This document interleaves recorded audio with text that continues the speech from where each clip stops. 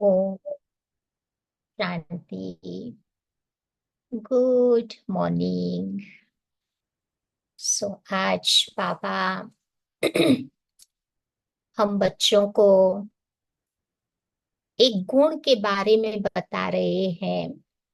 जब देवी देवताओं के फोटोज हम देखते हैं, मूर्तियों को देखते हैं, तो एक गुण हमें उनके चेहरे पर जरूर दिखाई देता है। वो कौन सा गुण है? तो बाबा कहते वो गुण है हर्षित मुखता का गुण। देवताएं लाफ नहीं करते, जोर जोर से नहीं हंसते हैं, आवाज के साथ नहीं हंसते हैं, परंतु उनके चेहरे पर नेचुरल एक हर्षित मुखता दिखाई देती है। ये अंदर की जो हर्षित मुखता होती है वो चेहरे पे दिखाई देती है। तो बाबा आज हम बच्चों का भी ध्यान खिंचवा रहे हैं कि ऐसी हर्षित मुखता, वो गुण अभी संगम युग में हमें धारण करना है। तभी तो आत्मा वो संस्कार दूसरे जन्म में लेके जाएगी। तो ऐसा हर्षित मुख बनने के लिए, चेयरफुलनेस के लिए हम क्या ध्यान रखें? तो बाबा 5 बातों के पर हमारा ध्यान खिंचवा रहे हैं।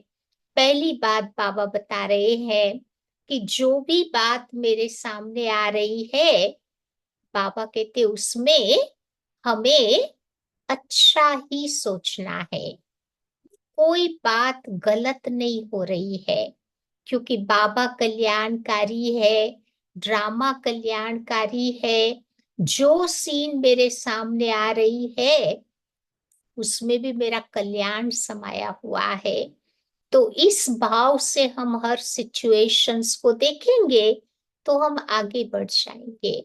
क्योंकि ड्रामा में हमारा अटूट विश्वास होना जरूरी है। जो ड्रामा के राज को भूल जाता है वो नाराज होता है। लेकिन अगर ड्रामा का राज मेरी बुद्धि में है तो हम कभी नाराज नहीं हो सकते। हर्षित मुख बन करके हर सिचुएशन को पॉजिटिविटी के साथ हम फेस करेंगे। तो हर कार्य में मुझे अपने आप को याद दिलाना है कि इसमें मेरा भला होने वाला है, अच्छा होने वाला है। दूसरी बात बाबा कहते हैं कि कई बार लोग हमारे बारे में कुछ ऐसी नेगेटिव बातें सुनाते हैं, गॉसिप की बातें सुनाते हैं। तो ऐसी बातों को बाबा कहते हैं हमें इग्नोर करना है।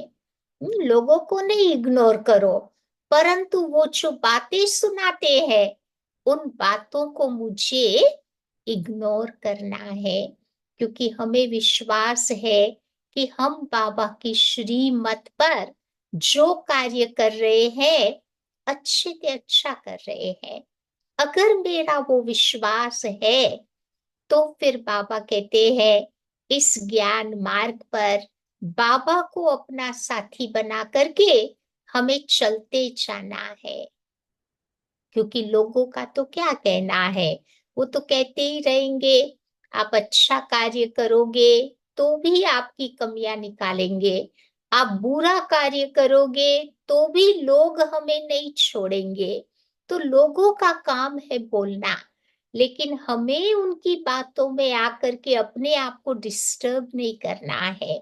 हमें बाबा की बातों को सुनना है, ताकि बाबा की बातें हमारी आत्मा को शक्ति देंगी और हम आगे बढ़ते जाएंगे, इस मार्ग में उन्नति करते जाएंगे। देखो ब्रह्मा बाबा के आगे भी कितनी बातें आई थी, तो बाबा ने उन बातों को के पर ध्यान नहीं दिया।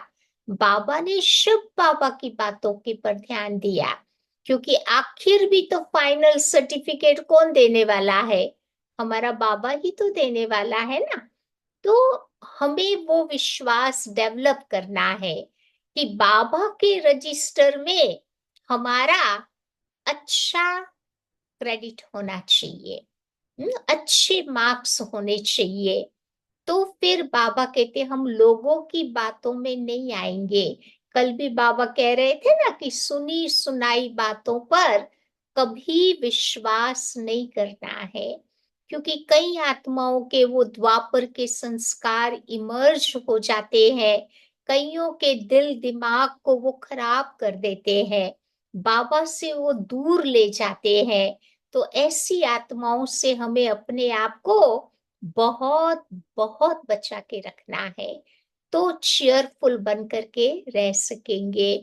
फिर बाबा कहते तीसरी बात, अंदर में एटीट्यूड ऑफ ग्रेटिट्यूड रखना है। साधुवाद की भावना।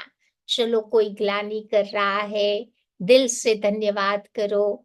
कोई अच्छी बात बोल रहा है तो भी उसको धन्यवाद करो, अपने को धन्यवाद करो, औरों को शुक्रिया अदा करो, प्रकृति के लिए भी शुक्रिया अदा करे। तो सबको धन्यवाद देने की जो हमारे अंदर भावना होती है, वो धन्यवाद देने की भावना मुझे अपने जीवन में खुश रखेगी। बाबा को भी बार बार शुक्रिया अदा करते जावे, तो बाबा के साथ हमारी घनिष्ठता, नजदीक का वो संबंध डेवलप होगा। तो वो नजदीक का संबंध हमें जीवन में खुश रखेगा, क्योंकि Baba is a ocean of happiness. अगर मेरा बुद्धि का तार छूटा हुआ है तो वो बाबा कहते खुशी की शक्ति मेरे जीवन में आती जाएगी। फिर चौथी बात बाबा याद दिला रहे हैं कि कोई भी पुरानी बातों को मुझे ज्यादा उसके पर नहीं सोचना है। चाहे पुरानी स्मृतियां हैं, पुरानी बातें हैं, पुराने अनुभव है, ये सारी चीजें आत्मा को दुखी करने वाली होती है। इसीलिए बाबा कहते हैं कि प्रेजेंट लाइफ में अपने मन को लगाकर प्रेजेंट की अच्छी अच्छी बातों को अप्रिशिएट करते हुए हमें आगे बढ़ते रहना है। क्योंकि past is past, you can't change it. और पास्ट को याद करते करते हम अपने प्रेजेंट और फ्यूचर को भी स्पॉइल कर देते हैं। तो इसीलिए बाबा कहते हैं कि प्रेजेंट को बुद्धि में रख करके बाबा को अपना साथी बना करके मुझे इस पाथ पर चलते ही जाना है, रुक नहीं जाना है, पीछे नहीं जाना है, परंतु आगे बढ़ते जाना है। और पांचवी बात बाबा आज ध्यान पे दिला रहे हैं, वो बाबा कहते हैं कि डिजाइन योर ओन लाइफ। हमें ही अपना जीवन अच्छा बनाना है। क्योंकि बातें तो बहुत आएगी, परंतु बाबा कहते बातें ज्यादा समझदार है, आती भी है चली भी जाती है। हम ही लोग हैं जो बातों को पकड़ करके अपना प्रेजेंट और फ्यूचर खराब कर देते हैं। तो बाबा कहते हैं कि अपनी लाइफ को हमें खुद ही डिजाइन करना है। तो उसके लिए तीन बातें मैं हमेशा अपने लाइफ में याद दिलाती हूँ। ये तीन शब्द A B C। A means argument. हमें किसी के साथ आर्ग्यू नहीं करना है इस लाइफ में, accept them as they are. क्योंकि हर व्यक्ति आपके जैसा नहीं बन सकता, हर एक में अपनी कैपेसिटी होती है और अपनी कैपेसिटी के अनुसार वो कर रहा है। तो मुझे सबका स्वीकार करना है। दूसरा लेटर है बी। बी मीन्स बाबा से बार्गेन नहीं करनी है, बिलीव करना है। बाबा में अटूट विश्वास को डेवलप करना है। भक्ति में सौदा करते ना, कल डिस्कस किया ना हमने कि बार्गेन करते हैं कि हे भगवान आप मेरा ये काम कर देना तो मैं आपको इतना प्रसाद चढ़ा दूंगा। तो वो बार्गेन का काम बाबा ने मुझे नहीं दिया है, लेकिन मुझे मेरे बाबा में बिलीव करना है, अटूट विश्वास डेवलप करते हुए चलते जाना है। और तीसरी बात है सी। सी माना मुझे कंप्लेंट्स कभी नहीं करनी है। किसी की भी कंप्लेंट्स नहीं करनी है, शिकायतें नहीं करनी है, क्योंकि ये शिकायतें ऐसी चीज है जो हमें कभी आगे नहीं बढ़ने देगी, हमारा प्रोग्रेस रोक देगी। और शिकायतें बाबा कहते कौन करता है? जो रॉयल लोग होते हैं ना, वो कभी शिकायतें नहीं करते हैं। शिकायतें करना वो नौकर चाकरों का काम होता है। जो काम वाले होते हैं ना, नौकर, हमेशा छोटी छोटी बातों में शिकायतें करते रहते हैं। तो हमें भविष्य में नौकर चाकर नहीं बनना है, हमें राजा बनना है। और राजा बनने वाले बच्चे कभी जीवन में शिकायतें नहीं करते हैं। या तो ये 3 शब्द, 3 लेटर्स अगर मैंने अपने जीवन में याद दिलाया, तो बाबा कहते हम इस ब्राह्मण जीवन में चीयरफुल बन जाएंगे। अंदर की वो खुशी आत्मा अनुभव करेगी, और जो चीज अंदर में होगी वो डेफिनेटली चेहरे पर जरूर दिखाई देती है। तो ये देवताओं के गुण की आज बाबा बहुत महिमा कर रहे हैं। तो आइए सुनते हैं बाबा की 16 जुलाई की मुरली। तो बाबा कहते हैं, मीठे बच्चे, ड्रामा की यथार्थ नॉलेज से ही तुम अचल, अडोल और एक रस रह सकते हो। माया के तूफान तुम्हें हिला नहीं सकते। अगर ड्रामा की नॉलेज है तो माया के तूफान मुझे हिलाएंगे नहीं, हम माया को हिला देंगे, माया मेरे को नहीं हिला सकती। प्रश्न है, देवताओं का मुख्य एक गुण कौन सा है जो तुम बच्चों में सदैव दिखाई देना चाहिए? So now you know the answer. कौन सा ऐसा गुण है? तो बाबा कहते देवताएं हर्षित रहते हैं। देवताओं को सदा मुस्कुराते हुए हर्षित दिखाते हैं। कोई भी देवी देवताओं के चित्र को, मूर्ति को देख के ऐसा नहीं लगता कि वो कोई चिंता में है या दुखी है या कोई बात का उन्हें कोई समस्या है, ऐसा नहीं दिखाई देता। हर देवी देवताओं का चेहरा आप देखोगे ना, हर्षित ही दिखाई देता। तो ऐसे तुम बच्चों को भी सदा हर्षित रहना है। कोई भी बात तुम्हारे सामने आवे, क्या करो? हम्म बाबा कहते मुस्कुराते रहो। कभी भी उदासी या गुस्सा नहीं आना चाहिए। छोटी छोटी बातों में भी गुस्सा तो नहीं आता, लेकिन इरिटेट हो जाते हैं। चिड़चिड़ापन आ जाता है, आवेश आ जाता है, जोश आ जाता है, बॉसीनेस आ जाती है। तो ये सारे गुस्से के ही भाई बहन है। तो पापा कहते ये नहीं आना चाहिए। जैसे बाप तुम्हें राइट और रॉन्ग की समझानी देते हैं, बाबा कभी गुस्सा नहीं करते, उदास नहीं होते। ऐसे तुम बच्चों को भी उदास नहीं होना है।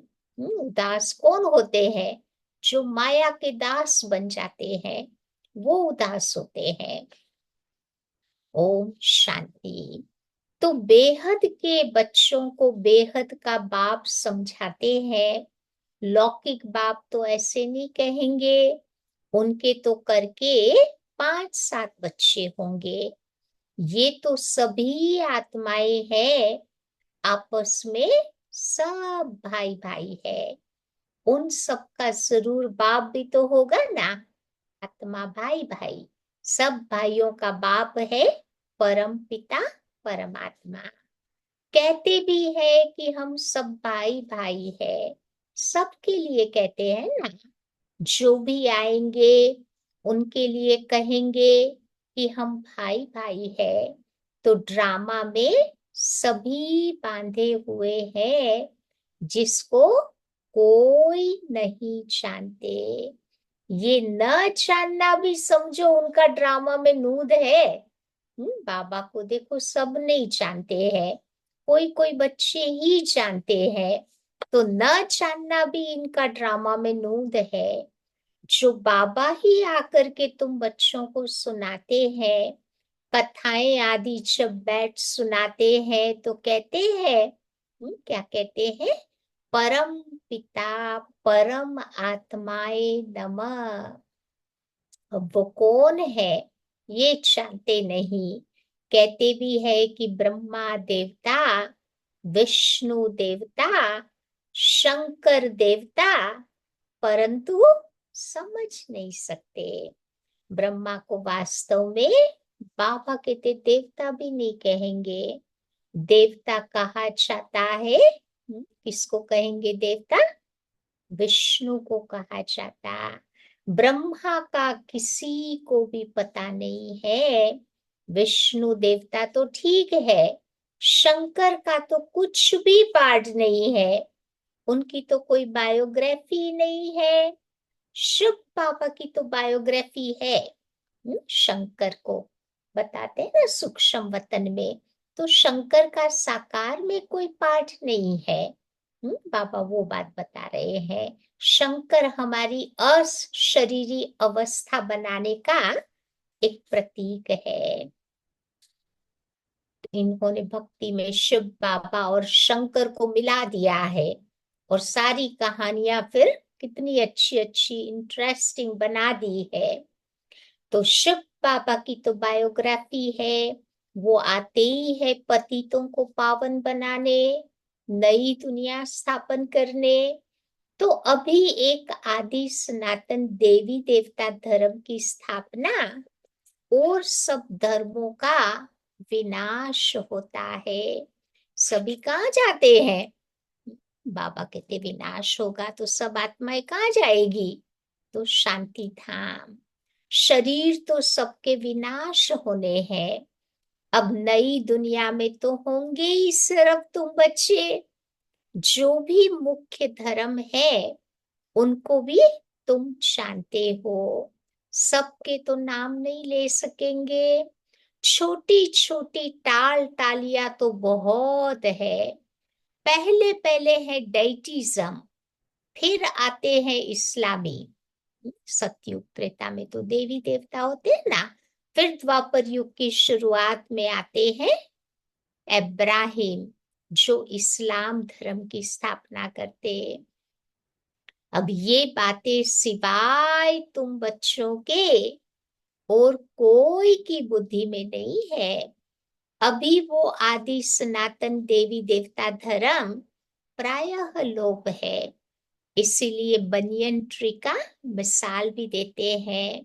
सारा झाड़ खड़ा है, लेकिन उसका फाउंडेशन नहीं है।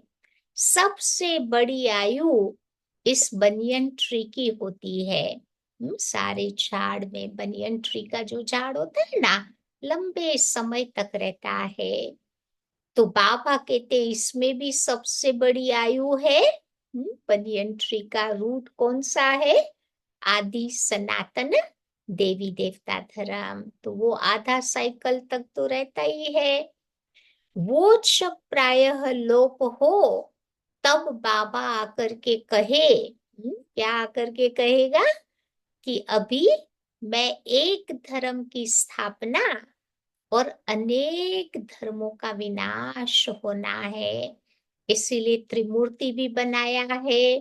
परंतु बाबा कहते उसका अर्थ नहीं समझते।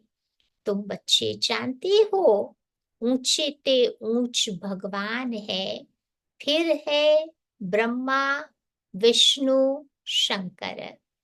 फिर सृष्टि पर आते हैं तो देवी देवताओं के सिवाय और कोई धर्म है ही नहीं। सतयुग त्रेता में एक ही धर्म था ना, देवी देवता धर्म। तो भक्ति मार्ग की भी देखो ड्रामा में नूंद है। पहले शिव की भक्ति करते, फिर धीरे धीरे देवताओं की। तो भारत की बात है ना। बाकी तो समझते हैं कि हमारा धर्म मठ पंथ कब स्थापन होता। जैसे आर्य लोग कहते हैं कि हम बहुत पुराने हैं, वास्तव में सबसे पुराना तो है ही। सबसे पुराना कौन है? बाबा कहते ये आदि सनातन देवी देवता धर्म। तुम जब झाड़ पर समझाते हो तो खुद भी समझ लेंगे कि हमारा धर्म फलाने फलाने समय पर आएगा। सब कुछ जो अनादि अविनाशी पाठ मिला हुआ है वो तो उसको बजाना ही है। इसमें कोई का दोष व भूल नहीं कह सकते। ये तो सिर्फ समझाया जाता है कि पाप आत्मा क्यों बने हैं। मनुष्य तो कहेंगे कि हम बेहद के बाप के सब बच्चे हैं, फिर सब ब्रदर्स सतयुग में क्यों नहीं है? थोड़ी सी आत्मा ही होती है ना, सब तो नहीं आ सकते सतयुग में। सारे आ जाए तो फिर तो सतयुग कलयुग में कोई फर्क ही नहीं रहे।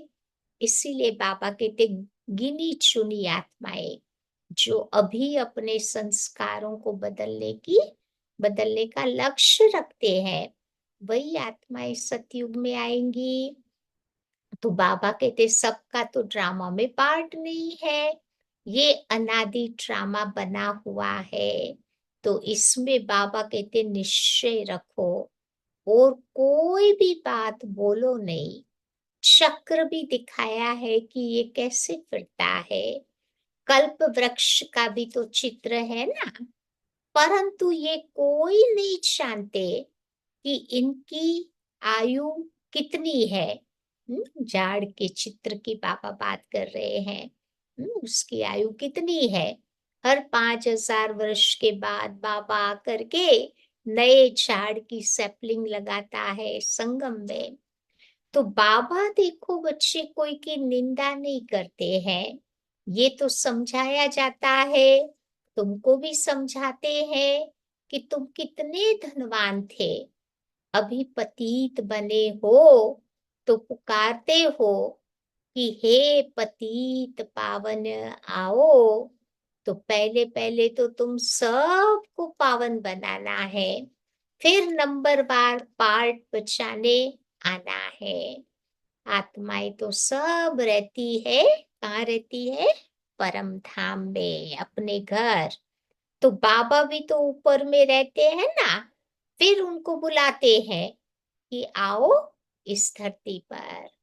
ऐसे वो बुलाने से आते नहीं है। हमने तो द्वापर युग से बाबा को बुलाया ना, तो बाबा हमारे बुलाने से नहीं आता है, परंतु बाबा कहते हैं बच्चे मेरा भी ड्रामा में पार्ट नोंदा हुआ है। जब ड्रामा में बाबा का पार्ट होता है, कब होता है? तो कलयुग अंत में, संगम युग में।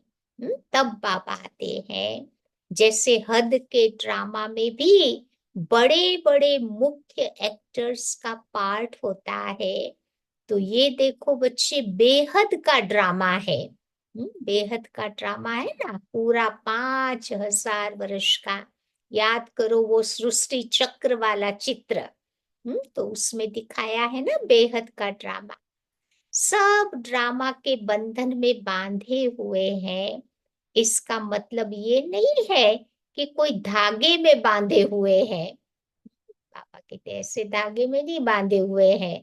माना हर आत्मा का इस ड्रामा में एक्यूरेट टाइम पर उसका पार्ट होता है, उस प्रकार वो पार्ट अपना प्ले करता।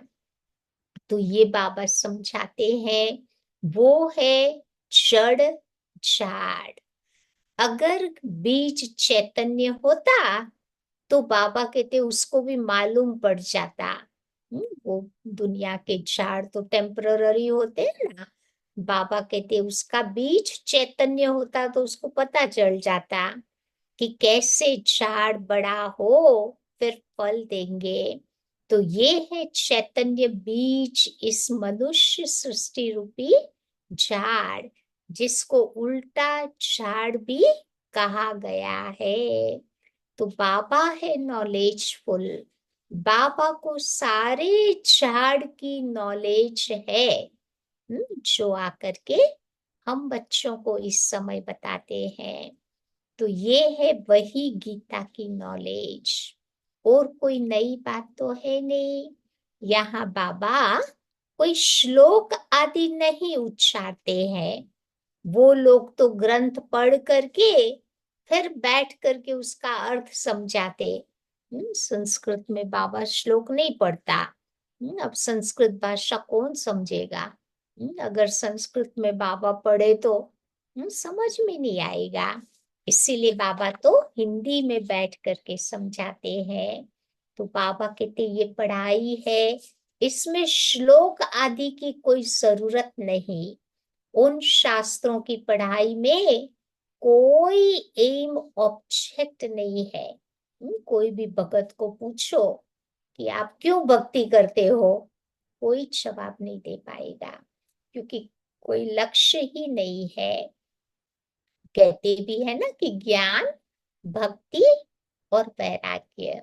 सतयुग त्रेता को ज्ञान कहते हैं, द्वापर कलयुग है भक्ति, और फिर संगम युग में होता है सच्चा वैराग्य। जब बाबा का ज्ञान मिलता है ना, तब आत्मा को सच्चा वैराग्य आता है। तो ये पुरानी दुनिया विनाश होती है। सन्यासियों का है हद का वैराग्य, तुम बच्चों का है बेहद का वैराग्य। शंकराचार्य आते हैं, तब वो बैठ सिखलाते हैं घर बार से वैराग्य। वो भी शुरू में शास्त्र आदि नहीं सिखाते। जब बहुत वृद्धि हो जाती है, तब शास्त्र बनाने शुरू करते हैं। तो पहले पहले तो धर्म स्थापन करने वाला एक ही होता, फिर आहिस्ते आहिस्ते वृद्धि को पाते हैं। तो ये भी समझना है, सृष्टि में पहले पहले कौन सा धर्म था? अभी तो देखो अनेक धर्म है। आदि सनातन देवी देवता धर्म पहले था, जिसको स्वर्ग हेवन कहते हैं। तुम बच्चे रचयिता और रचना को जानने से आस्तिक बन जाते हो। नास्तिक पने का भी दुनिया में कितना दुख होता, निधन के बन पड़ते, फिर आपस में लड़ते झगड़ते रहते। कहते हैं ना कि तुम आपस में क्यों लड़ते रहते हो, क्या तुम्हारा कोई धनी दौड़ी नहीं है? तो इस समय सब निधन के बन पड़े हैं, ऑर्फन बन पड़े हैं। नई दुनिया में तो पवित्रता, सुख, शांति सब कुछ था, अपार सुख थे। लेकिन यहाँ पर तुम देखेंगे तो अपार दुख है। वो है सतयुग, ये है कलयुग। अभी तुम्हारा ये है छोटा सा पुरुषोत्तम संगम युग। ये पुरुषोत्तम संगम युग एक ही होता। सतयुग त्रेता के संगम को पुरुषोत्तम नहीं कहेंगे।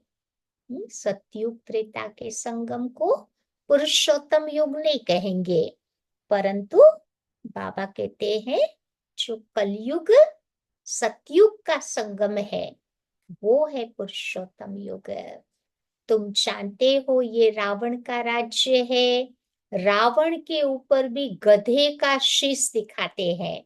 उसका क्राउन चेक करना। उसके क्राउन पर गधे का सिंबल दिखाते हैं। क्यों? क्योंकि गधे को कितना भी साफ कर, उसके पर कपड़ा रखो, लेकिन गधा फिर भी मिट्टी में लेट करके सब कुछ खराब कर देगा। गधे का नेचुरल संस्कार होता है मिट्टी में लेटना। तो बाबा कहते हैं मेरे बच्चे भी कई बार दे अभिमान की मिट्टी में, बाबा कहते हैं लेट कर अपना श्रृंगार खराब कर देते हैं। बाबा तुम्हारे कपड़े साफ करके तुम्हें गुलगुल बनाते हैं और रावण राज्य में लिथड़ कर फिर अपवित्र बन जाते। तो आत्मा और शरीर दोनों अपवित्र बन जाते। इसीलिए बाबा कहते हैं कि तुमने सारा श्रृंगार गवा दिया। रोज सवेरे सवेरे बाबा आत्मा का श्रृंगार करते हैं ना। हम्म, फिर सारा दिन देह बान में रहे तो वो श्रृंगार बाबा कहते हमारा खत्म हो जाता। तो बाबा तो पतित पावन है। तुम भरी सभा में कह सकते हो कि हम गोल्डन एज में कितने श्रृंगारे हुए थे। देखो लक्ष्मी नारायण का फोटो, कितने श्रृंगारे हुए हैं, कितने श्रृंगार उनको दिखाते हैं, कितने गहने पहने हुए हैं। तो आज ट्यूसडे नाइट है ना, तो शाम को क्लास करेंगे कि बाबा कौन कौन से श्रृंगार से हमारी आत्मा का सजाते हैं, श्रृंगार करते हैं। या तो दिस इवनिंग 7:15 जो ऑकलैंड का लिंक है ना, उसमें आप आना, मैं भेज दूंगी ग्रुप में लिंक।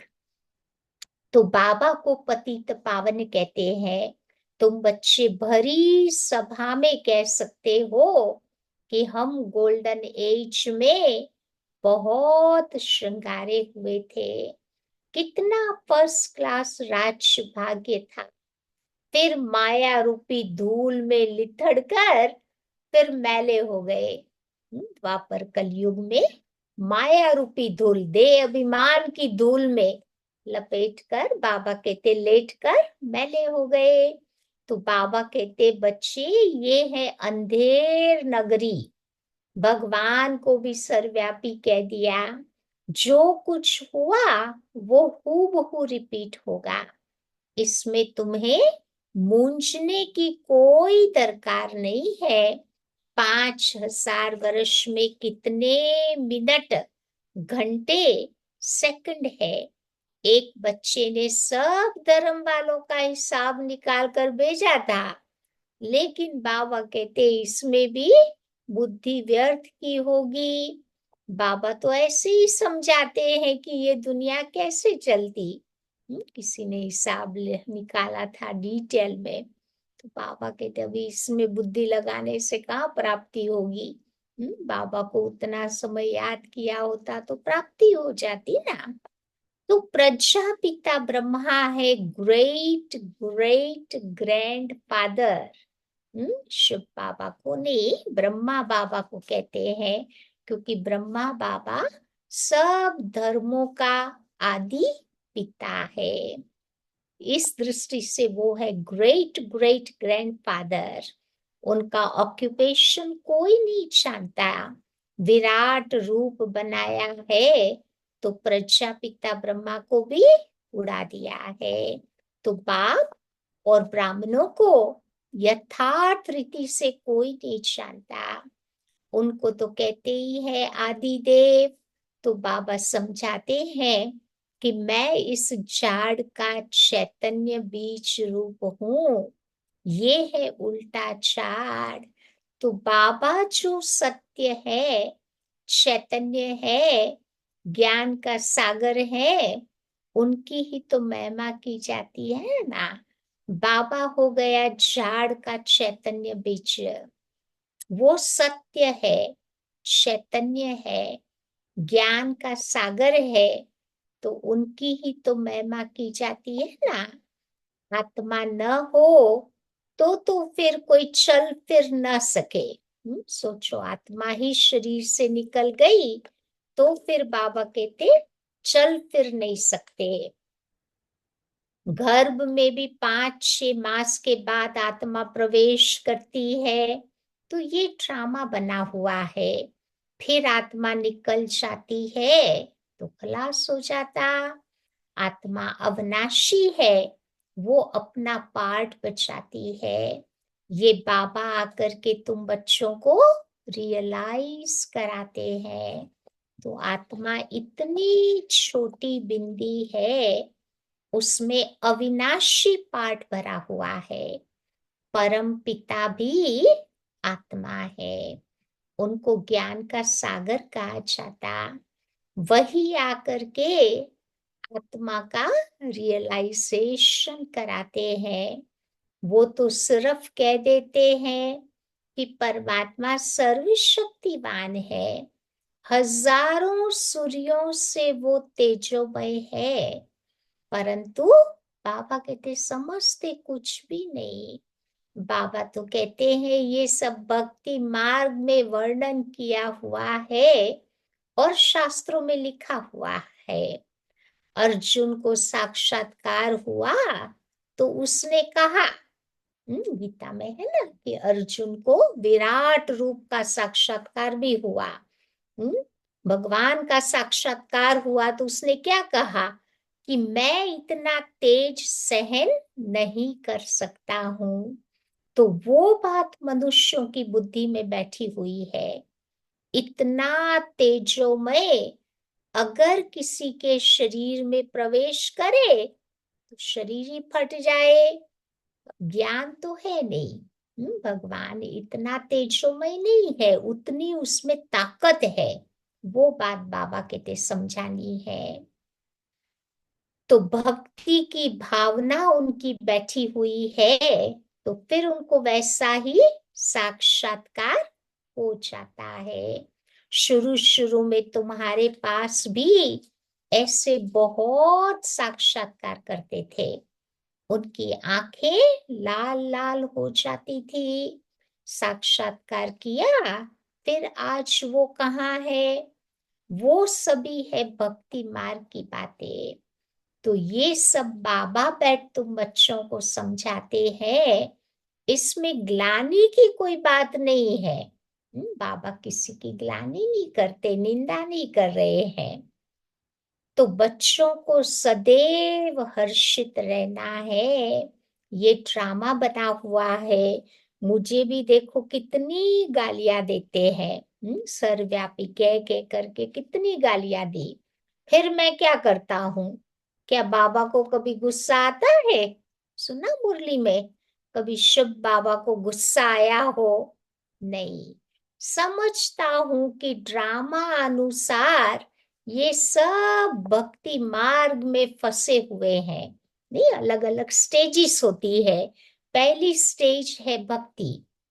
जब भक्ति हमारी पूरी होती तो ज्ञान मिलता भगवान से। और वो ज्ञान से फिर हमारे जीवन में वैराग्य आता। तो ये 3 स्टेप्स वो समझने पड़ते हैं। तो ये सब बाबा बैठ तुम बच्चों को अभी समझा रहे हैं।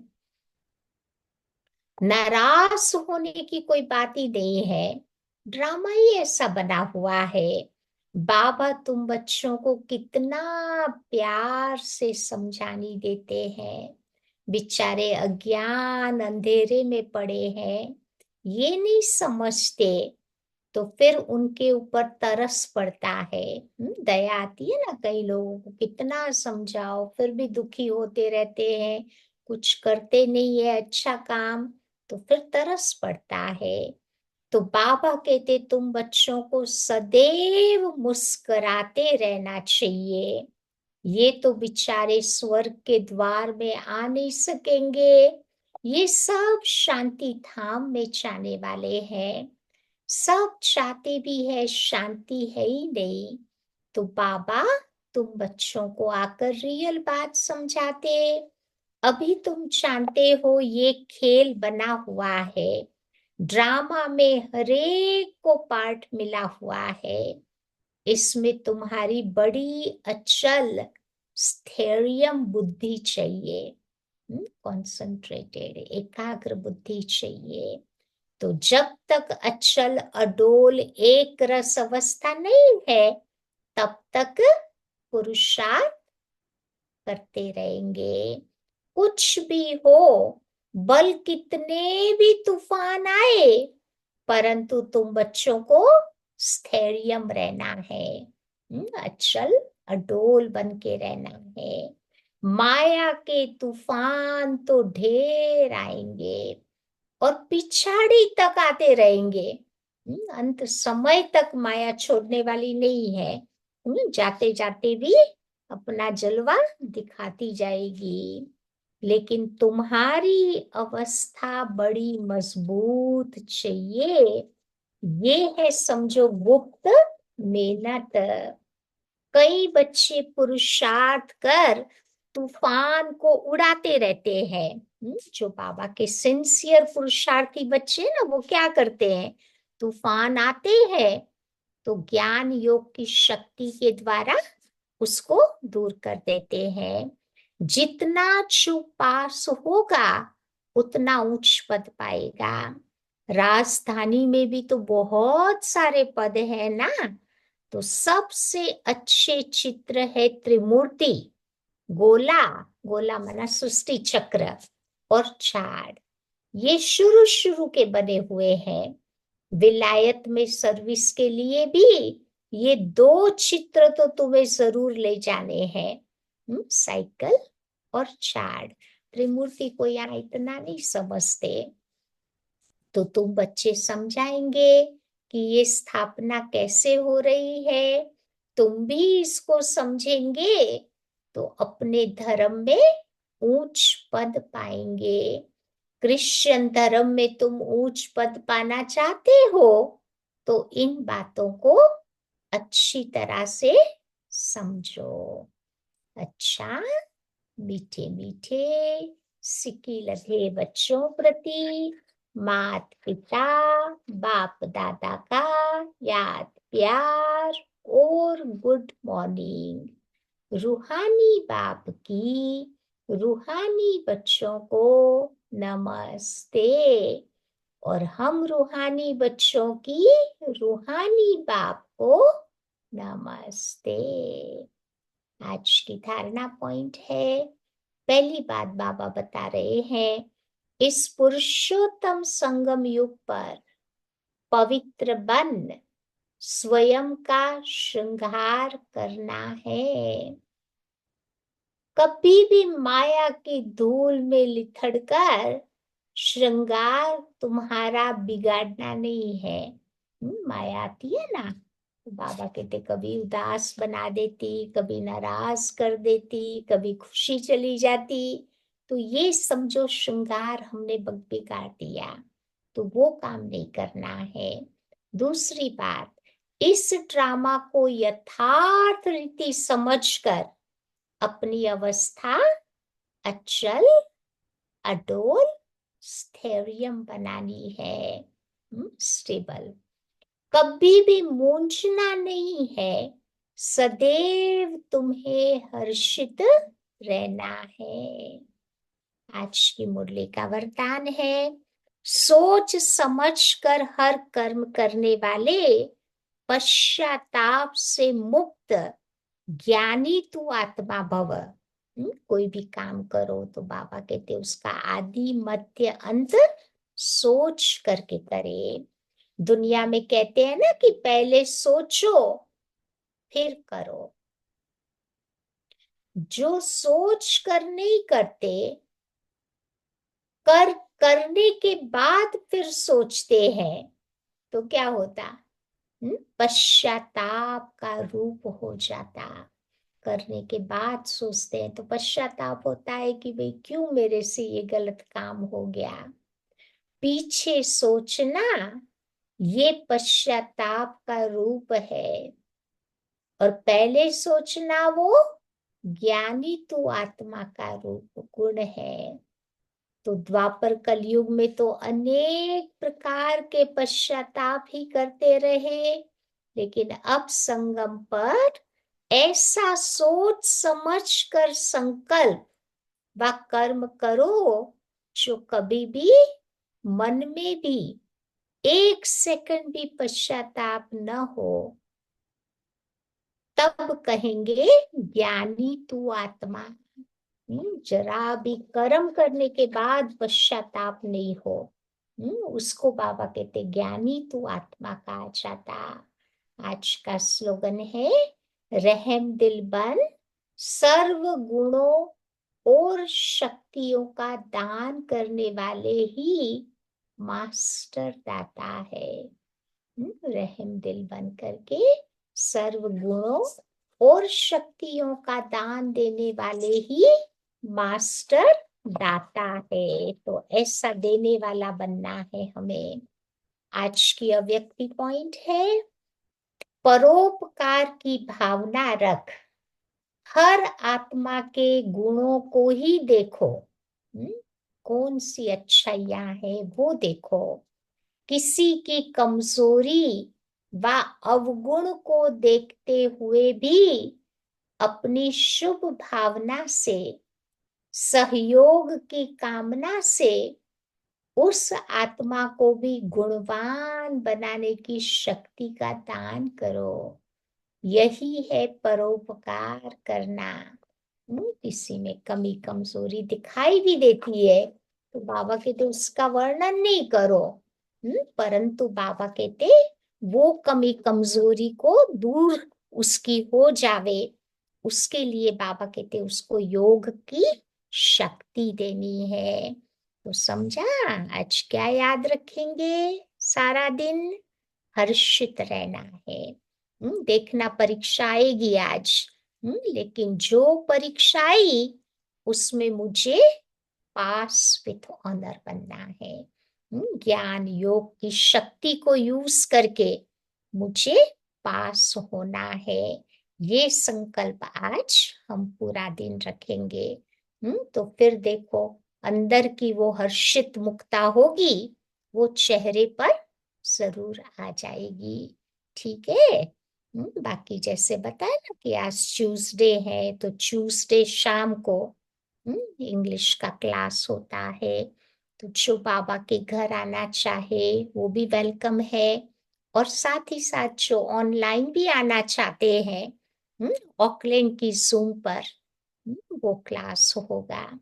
तो फिर शाम को 7:15 हम मिलते हैं।